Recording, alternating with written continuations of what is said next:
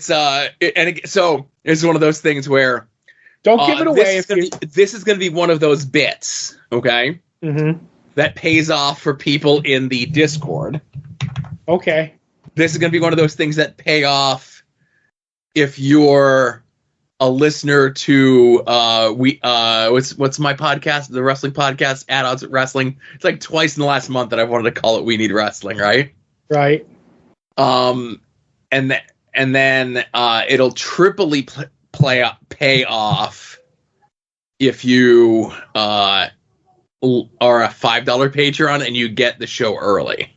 Oh, okay. Because then you'll know it's coming on the main, like you'll know it's coming on the main show. Mm-hmm. But Todd won't know it's coming on the main show. I don't know what's happening. And then when you hear it on the main show, and if you're a listener to At Odds with Wrestling, mm-hmm. just like how I played All Heat No Heaters last week, here, right, somewhere, yeah, might have been a week or two ago when I was bitching about Dark Horse, and there was one when I was bitching about something. You brought it up. Yeah, I'm like, oh, do you want me to hit it? I was like, sure, if you want to. Oh, goodness. So how's things? How was your week? How's everything going? My weekend was boring. I spent the weekend drinking and scanning previews alone. So I've made all the right decisions in my life, Joe, to get me where I am today. I would say so. Otherwise, I haven't had any drinking lately. Mm-hmm.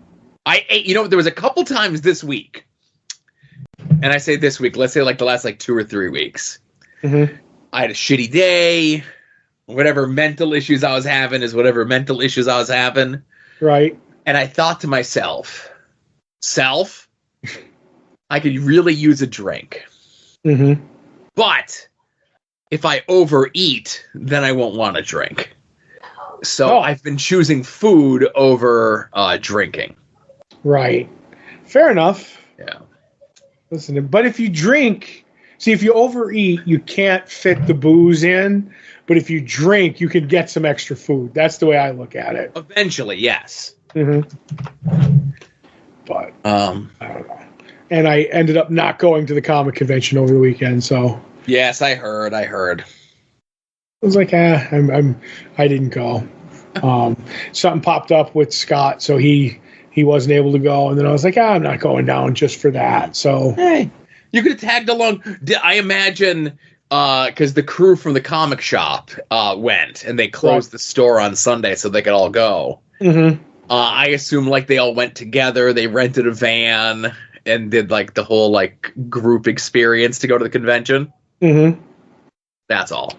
No, they didn't. I know Josh went separate. So mm-hmm. No, different. Art Josh went separate. Josh and not Josh who works at the shop, but Josh whose house was going to rob. It was Josh squared at the convention this weekend. So, but I ended up going. I don't want to go. I was telling the story that I've become a con snob. So I was like, the con that's going to, because even when Josh went, Art Josh, he was like, I said, let me know if I would have wanted to go. And look, here's some of the stuff that I was looking for back issues. And he was like, okay, anyway, and they didn't have any of that. I said, oh, good. There was a couple of stragglers that might have been in the back issue bin somewhere. And then I'm not buying Funkos or action figures from a con because there's the slight con markup. And if they have anything what would you call it, homemade stuff that's here's jewelry with the the flash on or whatever. I'm like, no, I've seen usually better at the bigger cons. So I don't know. I just I go to New York. I've been to Baltimore. I go to Terrific Con. I'm like, I can't go to a con that I could do with the room in a half hour and be completely done and wait for everybody else. Right. So con snob. But I am going to New York. It's official. Oh, it is official? Yeah, as long as nothing goes completely sideways. The definitive Colonel Sanders artist got his table for New York. He's got to pay for it, as we mentioned on the main show before last week, I think. And then he's got to get a hotel room, and we're good to go.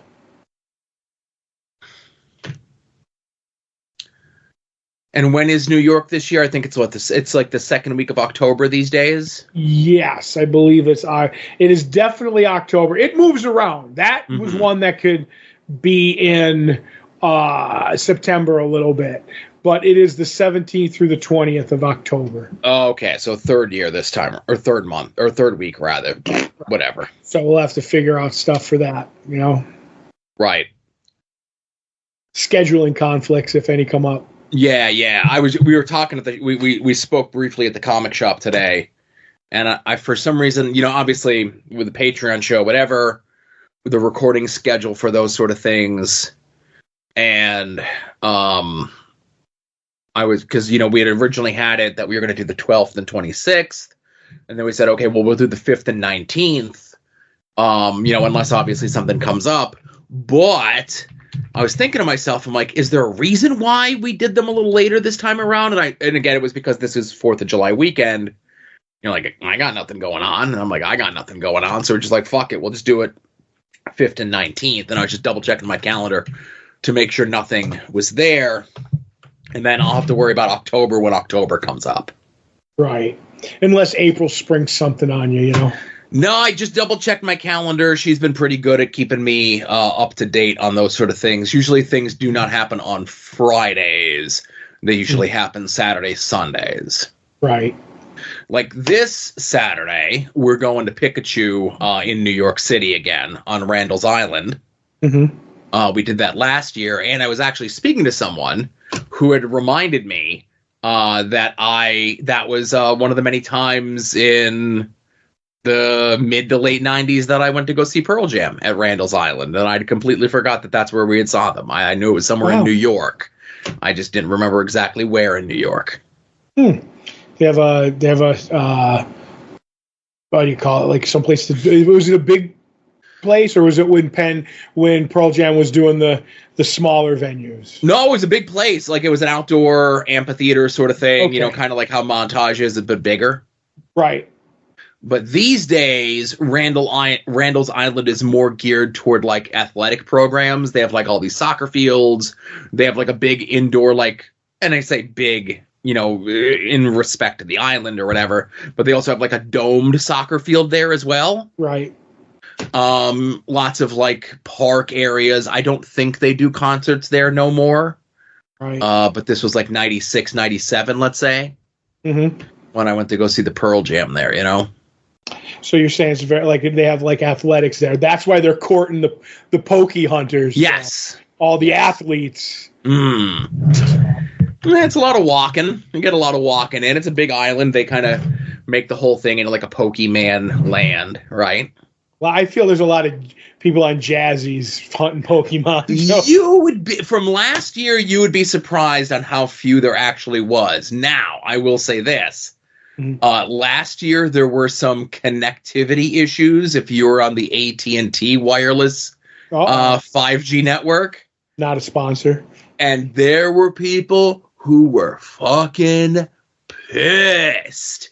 I can imagine. You spend all that money for Poke Day and you can't hook up to the interwebs. Yeah. And I'll never forget. So because there were the people on the AT&T network that were having the issue, they decided, because you get you pay for like the block of time that you're going to go for, like it's a 4-hour block, I guess. The one is like 10 to 2 and the other one is like 3 to 7. We did the 3 to 7 one, and it was during the 3 to 7 one where there was the outage with AT&T. Well, they sent out a thing saying because of the outage, we're going to extend the 3 to 7 to 3 to 9, which is a great thing to do if you have connectivity and could get that message.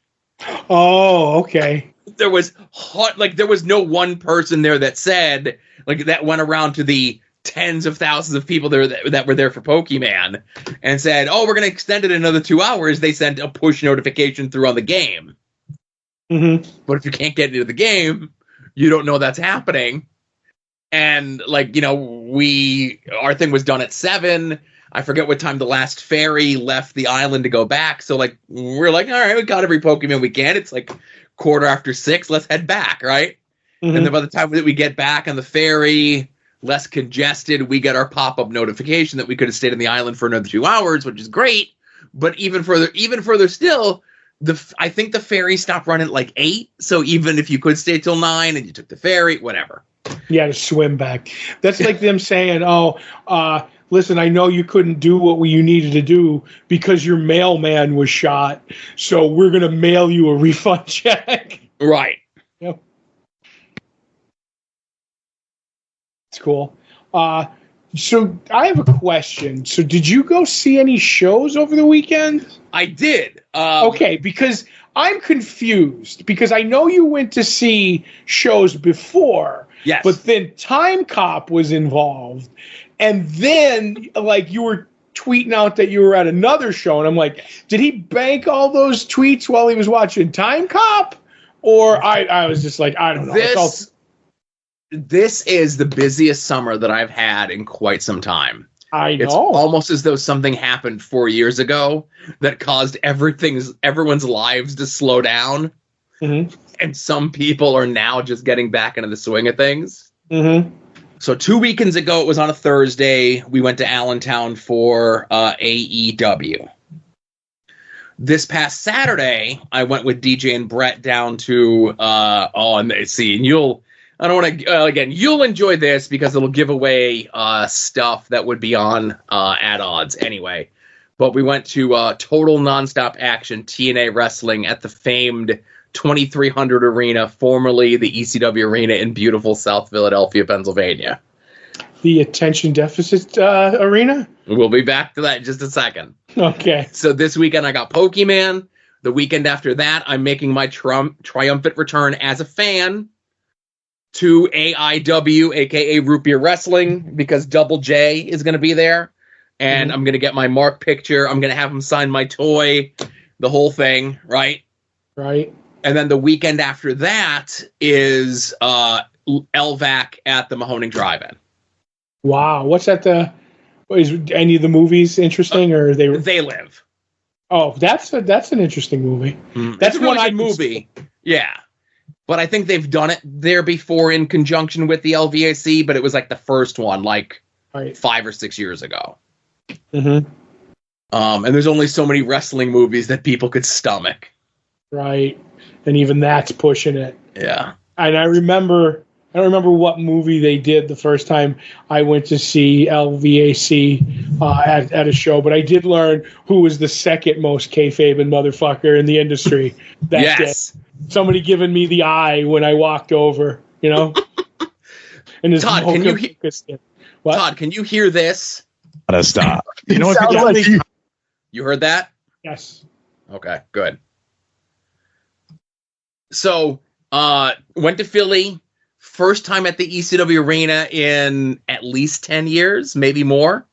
Mm-hmm.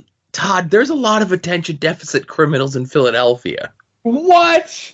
And they seem to all congregate at the former ECW Arena, 2300 Arena, on the corner of Swanson and Rittner.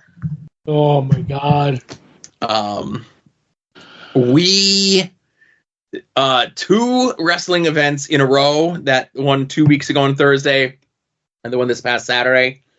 They specifically sat us good seats, no complaints, can't argue with the price, but they sat us specifically next to the most crowd comedian. Oh, wow. King of the Crown comedians? Yes.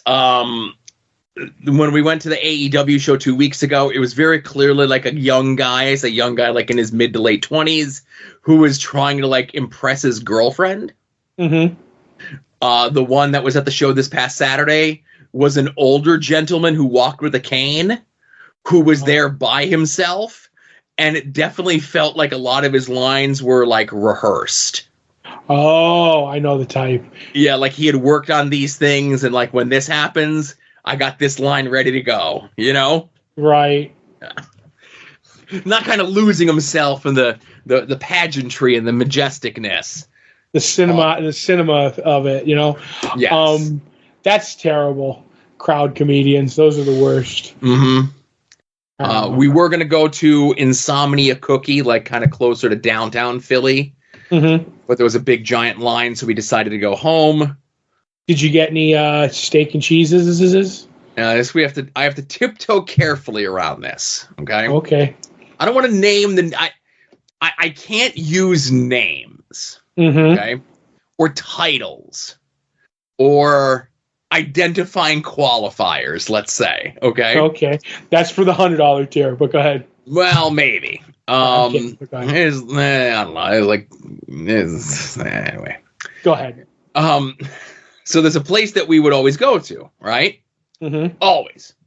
You know, whether it be last 3 or 4 years, whether it be the last 20 years going back to the Chikara days, whether it be the last 30 years going back to the original ECW days, right?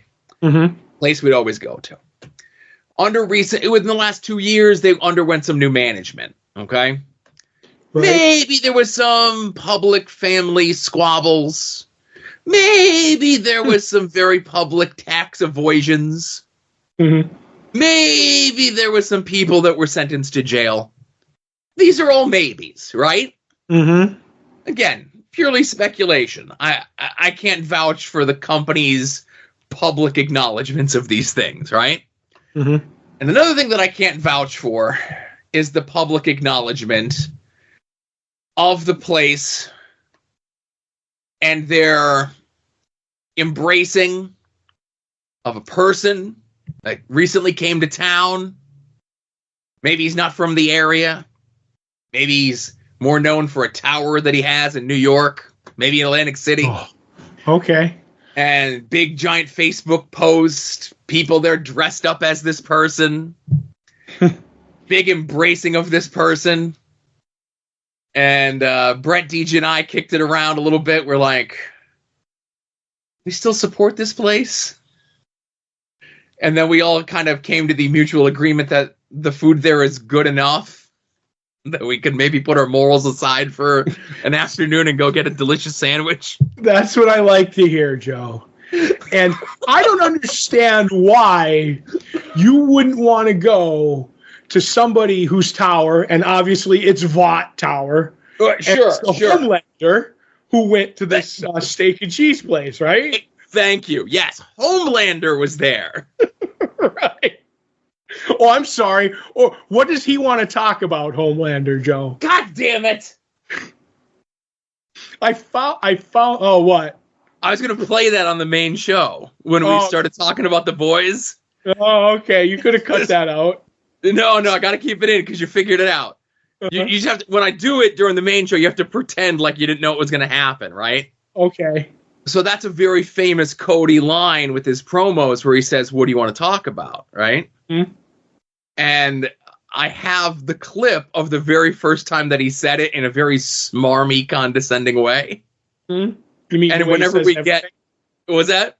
He says everything? Well, this way in particular, right? Right. So whenever we start talking about like the week that was for wrestling on At Odds, I play that clip of Cody. Okay.